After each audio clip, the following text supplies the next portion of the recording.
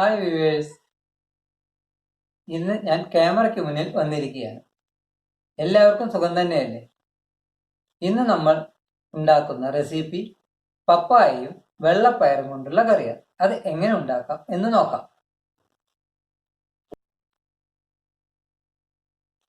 വെള്ളപ്പയറും പപ്പായയും കൊണ്ടുള്ള കറിയല്ലേ നമ്മൾ ഉണ്ടാക്കുന്നത്. അതിന് വെള്ളപ്പയർ എന്താ ചെയ്യേണ്ടത് വെച്ചാൽ ആദ്യം തന്നെ നമ്മൾ നന്നായിട്ട് കഴുകി വൃത്തിയാക്കി കുതിർത്ത് വെക്കുക. അത് കുതിർത്ത് വെച്ചിട്ടുള്ള വെള്ളപ്പയറാണ് ഞാൻ ഒരു കപ്പ് എടുത്തിട്ടുള്ളത്. പിന്നെ പപ്പായ നുറുക്കി വെച്ചിട്ടുണ്ട്. പിന്നെ ഒരു മുറി നാളികേരവും ചെരുകി വെച്ചിട്ടുണ്ട്. ഇനി നമുക്ക് ആദ്യം പപ്പായയും വെള്ളപ്പയറൊക്കെ ഒന്ന് വേവിച്ചെടുക്കാം. ആദ്യം നമ്മൾ ഒരു കുക്കർ അടുപ്പത്ത് വെച്ചിട്ട് ഈ വെള്ളപ്പയർ ആദ്യം ഒന്ന് വേവിച്ചെടുക്കാം. അതിന് നമ്മൾ ആ കുതിർത്ത വെള്ളപ്പയർ നമ്മൾ കുക്കറിലിട്ടു. ഇനി വേവാൻ വേണ്ടിയിട്ട് നമ്മൾ കുറച്ച് നല്ല വെള്ളം ഒഴിച്ചു.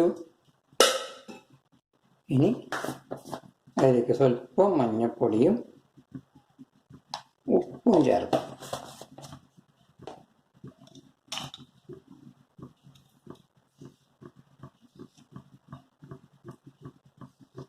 ആവശ്യത്തിലുള്ള ഉപ്പിട്ടാൽ മതി, കാരണം എന്താ പറയുക, അല്ലെങ്കിൽ അധികം അവരുടെ നോക്കിയിട്ട് ഉപ്പ് ചേർക്കുക. ഇനി നമുക്കതൊന്ന് അടച്ച് വെക്കാം. വെള്ളപ്പയർ നമ്മളൊന്ന് വേവട്ടെ.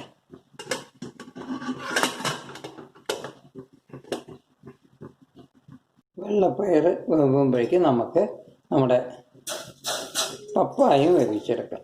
പപ്പായ വേവിക്കാൻ വേണ്ടിയിട്ടൊരു പാത്രം അടുപ്പത്ത് വെച്ചിട്ട് നമ്മൾ നുറുക്കി വെച്ചിട്ടുള്ള പപ്പായ അതിലിടാം. ഇനി അതിലേക്കും നമ്മൾ ആവശ്യത്തിനുള്ള മഞ്ഞൾപ്പൊടിയും ഉപ്പും ഒരു സ്വല്പം മുളക് പൊടിയും കൂടി ചേർക്കാം. കഷ്ണത്തിലൊക്കെ ഒന്നടി പിടിച്ചോട്ടെ, അപ്പോഴേ അതിനൊരു ടേസ്റ്റ് ഉണ്ടാവുള്ളൂ. ഉപ്പിട്ടു. ഇനി സ്വല്പം മുളക് പൊടിയും കൂടി ചേർക്കാം.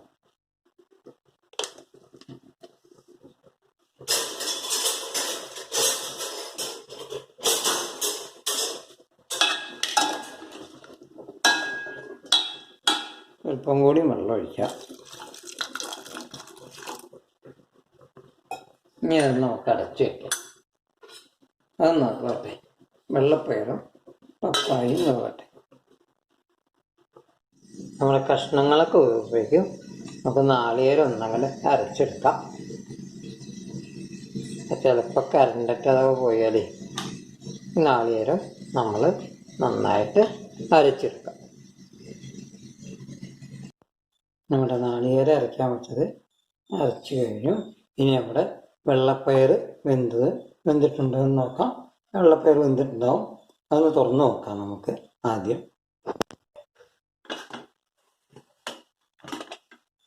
വെള്ളപ്പയർ വെന്തിട്ടുണ്ട്. ഇനി നമുക്കതൊന്ന് കയ്യിലും കൊണ്ടൊന്ന് ഉടയ്ക്കാം. നന്നായിട്ട് ഉടച്ചാലാണ് അതിന് സ്വാദം ഉണ്ടാവുന്നത്.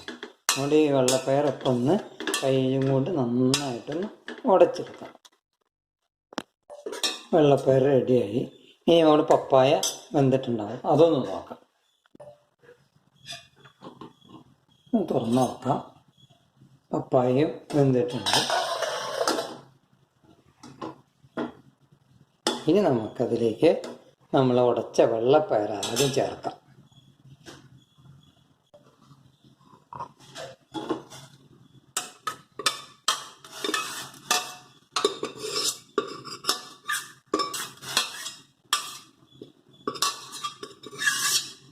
വളരെ സ്വാദിഷ്ടമായുള്ള കറിയാണ് വെള്ളപ്പയറും പപ്പായയുമായിട്ടുള്ള കറി. ഈ മഴക്കാലത്ത് നല്ലൊരു കറിയാണ്. പപ്പായ ചൂടുള്ളൊരു സാധനമായതുകൊണ്ട് നമ്മൾ ഈ മഴക്കാലത്ത് കഴിക്കാൻ പറ്റിയൊരു കറിയാണ്. ഇനി നമുക്കതിലേക്ക് അരച്ച നാളികേരം ചേർക്കാം.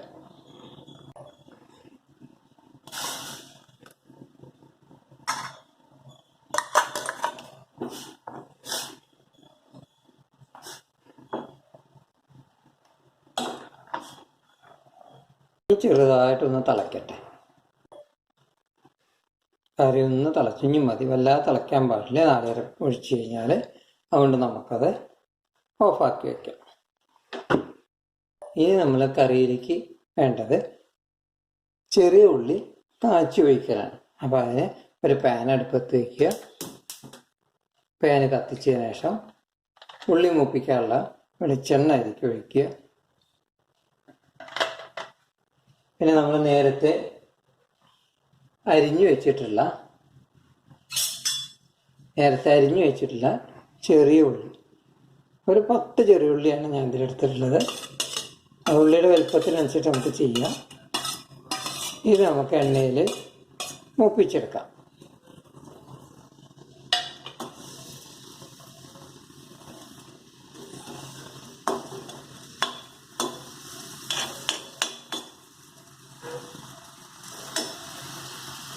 വീട്ടിലെല്ലാവർക്കും ഉണ്ടാക്കാവുന്ന ഒരു കറിയാണ് ഇത്. വളരെ സ്വാദിഷ്ടമുള്ള ഒരു കറിയാണ്. നിങ്ങളെല്ലാവരും ഒന്ന് വീട്ടിലുണ്ടാക്കി നോക്കുക. ഇതിനകത്ത് ഒരു മുറി നാളികേരം, പിന്നെ ഒരു ബൗള് വെള്ളത്തിലിട്ട് കുതിർത്ത വെള്ളപ്പയർ, ചുവന്ന മുളക് പൊടി ഒരു ടീസ്പൂണ്, അത് എരിവിനനുസരിച്ച് നമുക്ക് ചേർക്കാവുന്നതാണ്. ഒരു 1/4 ടീസ്പൂൺ മഞ്ഞൾപ്പൊടി ആവശ്യത്തിനൊപ്പം. ഇത്രയുമാണ് നമ്മളിതിൽ ചേർത്തിട്ടുള്ളത്. പിന്നെ ഒരു സവാളയല്ല, ചെറിയ ഉള്ളി നമുക്ക് മൂപ്പിച്ച് ഒഴിക്കാൻ വേണ്ടിയിട്ട് ചെറിയ ഉള്ളി ഒരു 10 ചെറിയ ഉള്ളിയാണ് എടുത്തിട്ടുള്ളത്. അത് ചെറുതായി അരിഞ്ഞ് അതിനകത്ത് മുളക് പൊടി ഇട്ടിട്ട് നമുക്ക് കാച്ചിയെടുക്കണം. ചെറിയ ഉള്ളി മൂത്ത് കഴിഞ്ഞു. അതിലേക്ക് നമുക്ക് മുളക് പൊടി ഇട്ടു.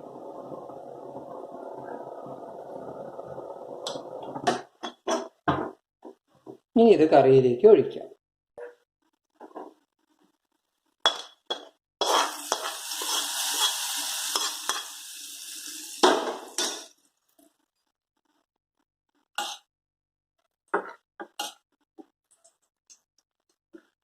വെള്ളപ്പയറും പപ്പായമുള്ള കറി റെഡിയായിട്ടുണ്ട്. ഇനി നമുക്കിതൊരു ബൗളിലേക്ക് മാറ്റാം. നമ്മുടെ കറി റെഡിയായിട്ടുണ്ട്. ഇതെല്ലാവരും ഒന്ന് വീട്ടിലുണ്ടാക്കി നോക്കുക. സബ്സ്ക്രൈബ് ചെയ്യുക. ബെൽബട്ടൺ അമർത്താനും മറക്കരുത്. എന്തെങ്കിലും കമൻ്റ് ഉണ്ടെങ്കിൽ കമൻറ്റ് ബോക്സിൽ ഇടാനും മറക്കരുത്. വീണ്ടും പുതിയ റെസിപ്പിയായി വരുന്നവരെ നന്ദി.